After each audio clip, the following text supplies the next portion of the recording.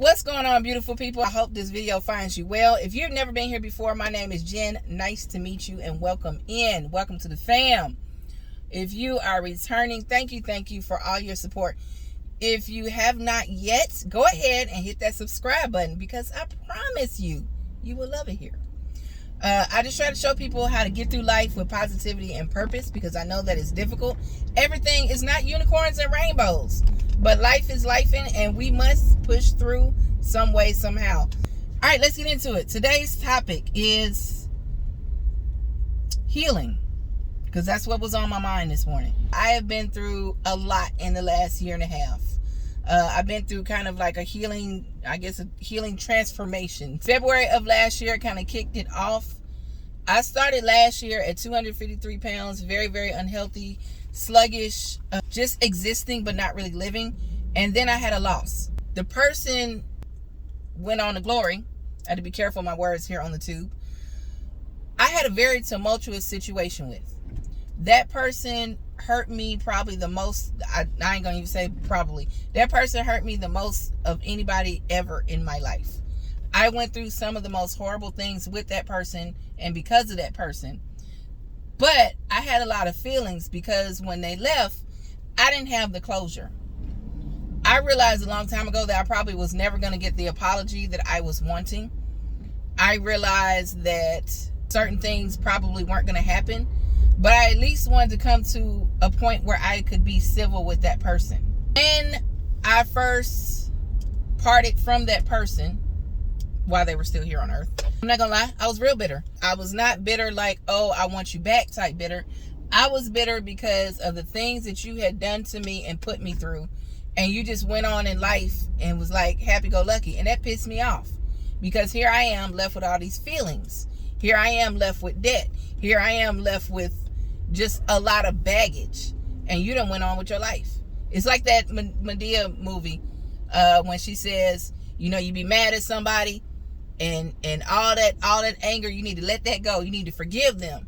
And they say forgiveness is for you, it's not for the other person. Then I thought when you forgive, you just done with all the emotions. Because when that person went on, it awakened a lot of things in me. I had regret because I wondered, like, was it my fault? Could I have done something different? Which really, it wasn't my fault. The person did not take care of themselves and kind of, you know, they were their own, they were the product of their own, you know, decisions. I had to let that go and know that God decided to have his own closure with the situation. And I was even talking to God, like, for real, God, like, I just got to the point where I'm in a space where it's like, all right, cool. Maybe I won't get the apology, but we can be civil. Maybe I won't get the actions that I wanted, but if we can get to a point where we can be in the same room without me feeling this way about this person, okay, cool. If we can get to the point where I can be in the same room with this person and they are not verbally attacking me and trying to make me feel bad about myself, I could be okay with it. And we never got there. And I literally said to a friend of mine the day before I found out that this person had gone on, I'm not even mad anymore. I just want them to be a better person. Like, I'm letting go of all the stuff. I just want them to be a better person. Not knowing that I was letting go of some of it, but there were so many other underlying emotions when it was just kind of cut off. And so that kind of kicked off my healing journey because this person is not here anymore. But now the finality of it, meaning you're never going to have the chance to get better. You're never going to have the chance to become a more responsible adult, to be a more stand-up person. I was angry. I was remorseful. I was sad. It was just all the things. Because at one time, I was completely in love with this person. And so I always feel like when you love somebody, even when you break up, you part ways, whatever, you're still going to have something down in your spirit. And especially if a child is produced from the situation, you're going to have something down in your spirit for that person. You may not want to admit it. You may not love them like you did, but you do love the fact that they brought, they help you bring this little person into the world, right? So there's something that love is not the right word, but there's a something there that ties you to that person forever.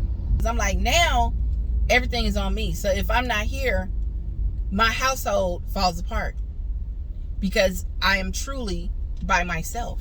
So when I realized that, I was like, oh, so I really need to get this weight off of me, get this diabetes together, get this high blood pressure and this congestive heart failure together, because I can't be taken up out of here due to my own decisions, which were not good at the time. I was eating late.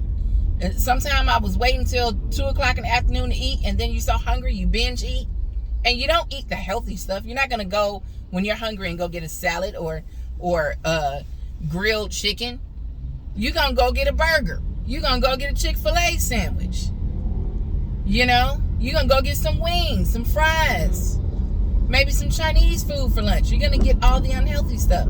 So I wasn't taking care of myself, and that was my wake-up call. I said, how selfish of me that I say I'm a believer and I'm a follower of God, and I'm not taking care of my vessel. We're all guilty of doing something, you know, that might not be the healthiest. Some people smoke, some people drink, some people eat too much. So I started trying to heal my body. I was getting ready to have a surgery, so I definitely had to make sure that I was healthy enough to even have the surgery. Had the surgery. Okay, now I'm sitting. I'm not used to sitting. I'm a single mom. I'm used to ripping and running with the kids, going to work. I'm a hairdresser. Everything in my life, from the time I get up, is fast paced. It's go, go, go until I lay my head back down. It's the way it's always been. That's the way I'm used to existing.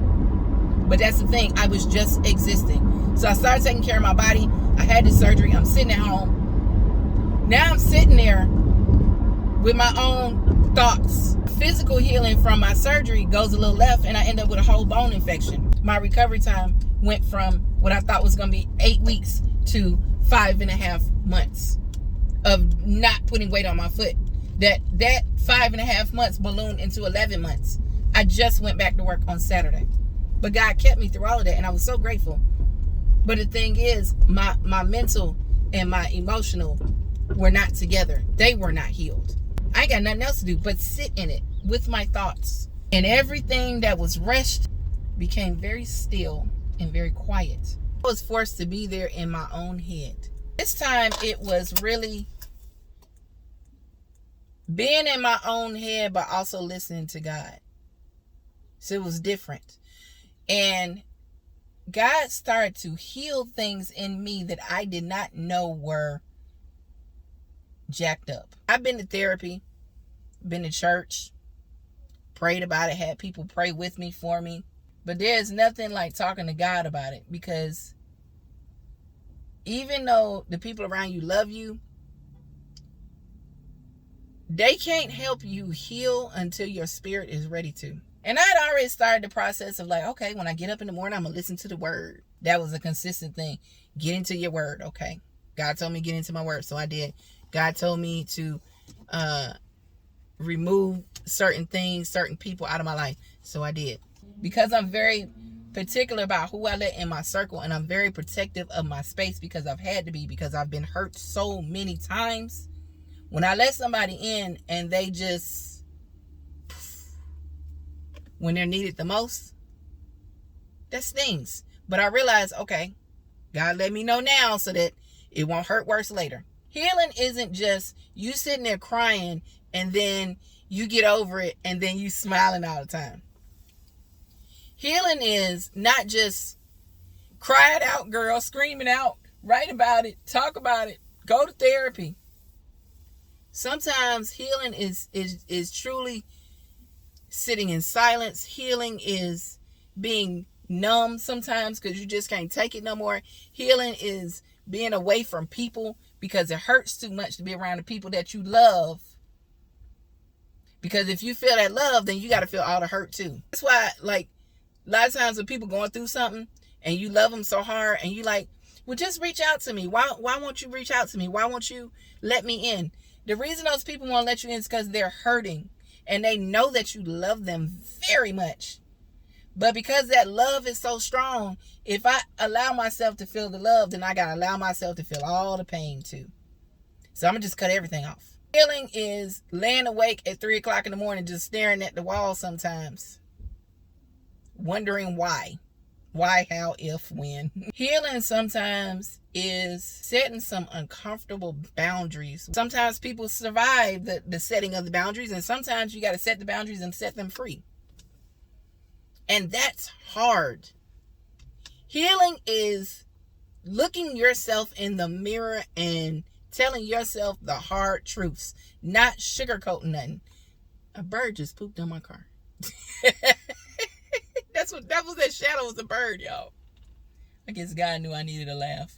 Healing is so much to it. Because you see all these things online. I know y'all see the TikToks where people would do the little slideshows and they're like, I went through a horrible breakup. You see the first slide and they like, you know, they in the picture with their man, like, and then you see the second slide, and then he left me. And then you see the slide of them crying. And then next slide is them like working out and getting the revenge body. And then the last slide is them smiling. They all toned and happy. And maybe they got somebody new. And it makes it look so easy, like they did it like that. Healing is a process. I'm still healing. I'm much better than I was a year ago, but I'm still healing every day. It's an ongoing process. It never really stops. It just keeps improving. It is the most uncomfortable, beautiful, soul-stirring thing that I have ever been through in my 45 years of life. This is a whole new territory. I have never been here before. And it's been scary. It's been amazing. And I'm so grateful for it because it is shaping me into the person that I always wanted to be. But I wanted to be a better version of myself. So that even when I make mistakes, I don't keep making the same mistakes. Healing does not mean that the hurt went away. It means that you are able to deal with it and function now. I am so grateful that God was there with me every step of the way. And I had to realize God never left you, even when you was going through it. That's how you got through it.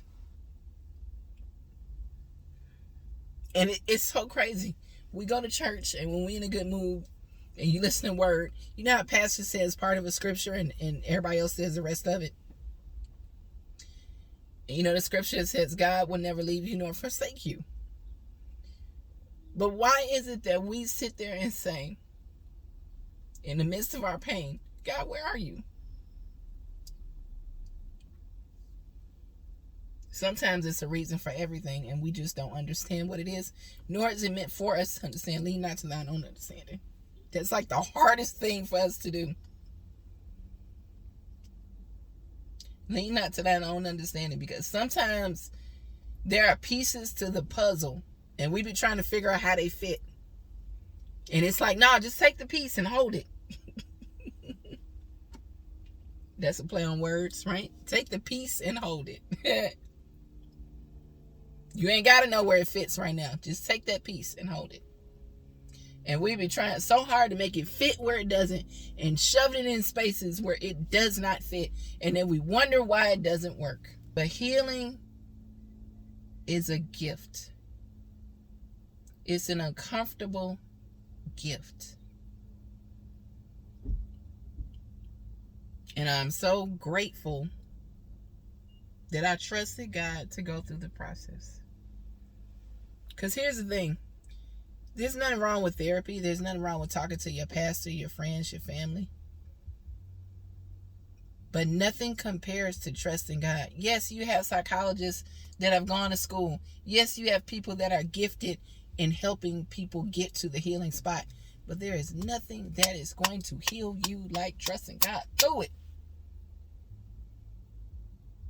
As much as I love my sister, as much as I love my other sibling, as much as because I have a sister and I have a brother.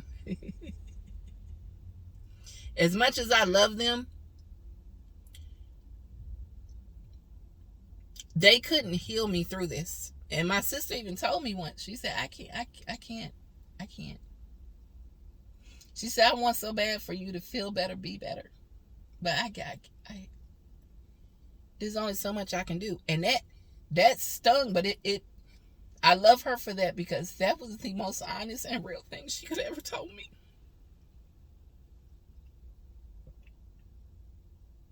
So that let me know I had to give it to God. and let it be. Because I couldn't keep dumping all my emotions on her. That wasn't fair. Now, true enough, we done both been through some things, and we have leaned on each other. But I had to be mindful of how she felt and how my friends and family that I shared with, how they felt. It wasn't fair to them that I'm telling them these hurtful things and they can't fix it, because that also hurts them to hear me go through it.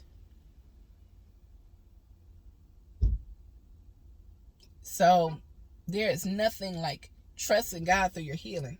If you trust God through the process, it will work. It's going to hurt. It's going to sting. And like I said before, it's okay to hurt. It's okay to grieve. It's okay to be upset, be angry. But you can't stay there.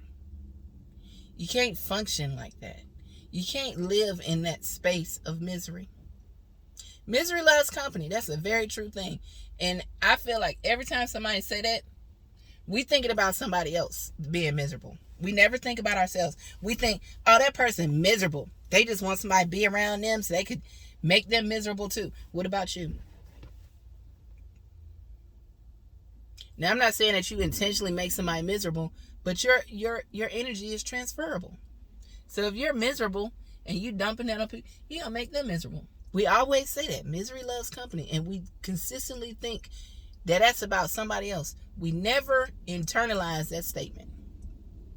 But it's true for everyone. So, a year and a half ago, I told God that I was tired of being miserable. I told God I was tired of being sad. I told God that I was tired of having low self-esteem. I was tired of feeling guilty because I put myself, well, I won't say I put myself. I allowed myself to be in a situation. And I wasn't strong enough to leave when I should have. Now, true enough, nobody deserves to go through what I went through. But had my discernment been on point, baby, that would have never happened. But I do know that everything happens for a reason, because I got my son out of it. That's the blessing in it. There was a blessing that came out of that mess, okay? And now that I'm on the other side of it, I can't say that it's never going to be a thing like, oh, I'm so happy I went through that. But it made me who I am right now. If you made it to the end of this video, I love you for real. I appreciate you for watching. You have no idea. Thank you for being a part of my journey. And I wish you well on yours. If you got something out of this, go ahead and hit the subscribe button. I appreciate you. Y'all have an amazing rest of your Tuesday on purpose. Peace and blessings, and I'll see you next time.